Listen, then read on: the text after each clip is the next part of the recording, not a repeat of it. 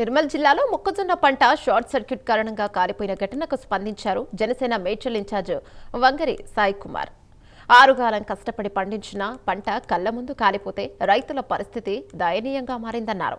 12 ఎకరాల పంట కాలిపోవడం చాలా బాధాకరమని విచారాన్ని వ్యక్తం చేశారు. ప్రభుత్వం వెంటనే రైతులకు నష్టపరిహారాన్ని అందించాలని డిమాండ్ చేశారు. నా పేరు వంగరి సాయి కుమార్, బోడుపల్లి జనసేన పార్టీ మేడ్చల్ నియోజకవర్గం.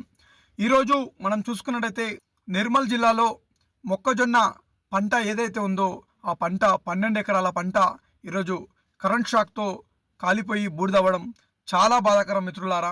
అక్కడ ఉన్నటువంటి రైతులు నా పంట కాలిపోయిందని చెప్పేసి ఏడుస్తుంటే చాలా బాధ అనిపిస్తుంది మిత్రులారా. చేతికెదిగిన పంట కాలిపోవడం చాలా బాధాకరం. ఆ పంట మొత్తం బూడిద కావడం జరిగింది. చాలా బాధ అనిపిస్తుంది అని చూస్తుంటే.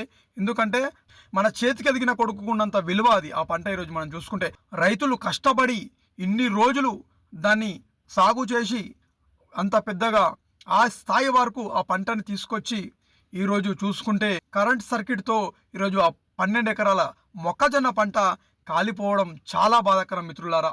అక్కడ ఉన్నటువంటి రైతులు నా పంట కాలిపోయింది, నా పంట బూడిదైపోతుంది అని చెప్పి అక్కడ ఉన్నటువంటి రైతులు ఏడుస్తుంటే చాలా బాధ అనిపిస్తుంది మిత్రులారా. ఈ రైతులు ఉన్నారు కాబట్టి ఈరోజు మనం అన్నం కడుపు నిండా తింటున్నాం. కాబట్టి ఇలాంటి రైతులని మనం ఆదుకోవాల్సిన అవసరం ఉంది. కాబట్టి ప్రతి ఒక్కరు ఇలాంటి దానిపైన మాట్లాడండి. తెలంగాణ రాష్ట్ర ప్రభుత్వానికి కూడా తెలియజేయండి.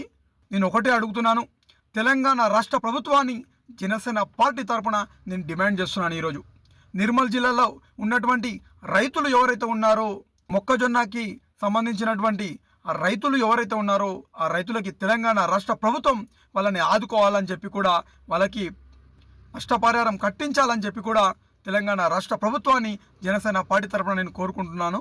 జై హింద్.